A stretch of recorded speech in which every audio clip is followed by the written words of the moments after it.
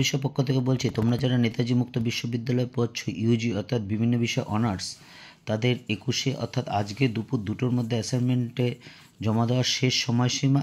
আমরা ইতিমধ্যে প্রায় 80টি অ্যাসাইনমেন্ট জমা দিয়েছি বিভিন্ন সাবজেক্টের। এখন আমরা যেটা CCED 1 অর্থাৎ নেতাজি মুক্ত বিশ্ববিদ্যালয় অনার্স ফার্স্ট ইয়ার এডুকেশন অনার্সের ফার্স্ট পেপার নিয়ে আমরা আলোচনা করব। 10টা অ্যাসাইনমেন্টে সঠিক উত্তর দেব।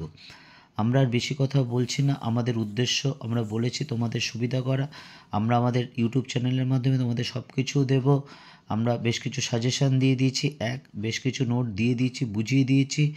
অ্যাসাইনমেন্ট জমা পড়ার পর আরও সাজেশান দেব বিভিন্ন বিষয়, এবং লাস্ট 4 পরীক্ষার 1-1.5 মাস আগে একটা ফাইনাল সাজেশান দেবো, যার থেকে তোমরা অবশ্যই কমন পাবে। এবং 5, তোমাদের যদি কারো মনে হয় কি করা উচিত এরপর এডুকেশনে অনার্স পাস করার পর বা করতে করতে কী করা যায় অর্থাৎ কেরিয়ার ওরিয়েন্টেশন, সেটা যদি তোমাদের জানার ইচ্ছা থাকে আমাদের বলো তোমরা কি করতে চাও, আমরা কিন্তু তোমাদের রাস্তা দেখাতে পারি। তা চলো শুরু করে আর কথা না বলে CCED। আর যদি আমাদের চ্যানেলটি ভালো লাগে অবশ্যই চ্যানেলটি লাইক করো এবং সাবস্ক্রাইব করো এবং বেল আইকন টিপে রেখো। আমরা আগেও বলেছি যদি চ্যানেলটা তোমাদের উপকার হয় তবেই সাবস্ক্রাইব করবে, তা না হলে কিন্তু করবে না। প্রথম প্রশ্নটা দেখো, শিক্ষার মূল 4টি স্তম্ভ একটি হলো একত্রে বসবাসের জন্য শিক্ষা।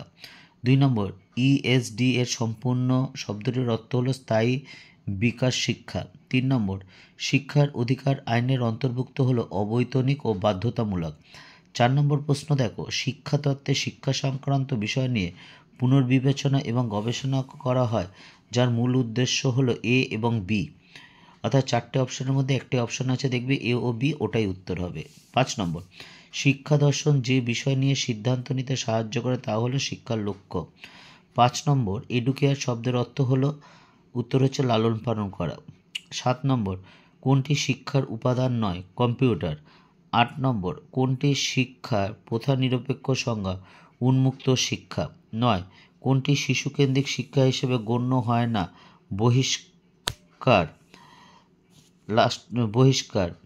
লাস্ট প্রশ্ন 10 নম্বর দেখো, কোনটি শিশুকেন্দ্রিক শিক্ষার বৈশিষ্ট্য নয়, শিশুর অধিকার। এই ছিল তোমাদের নেতাজি মুক্ত বিশ্ববিদ্যালয় CCED 1-এর 10টি অ্যাসাইনমেন্টের সঠিক উত্তর। তোমরা যদি আমাদের পড়া বিষয় পক্ষ থেকে চ্যানেল থেকে দেখে যদি অ্যাসাইনমেন্ট জমা দাও অবশ্যই 20তে 20 পাবে, আর 20তে 20 পেলে তোমাদের পাশ করা তুলনামূলকভাবে সোজা হবে এবং ভালো নাম্বার পাওয়া সোজা হবে।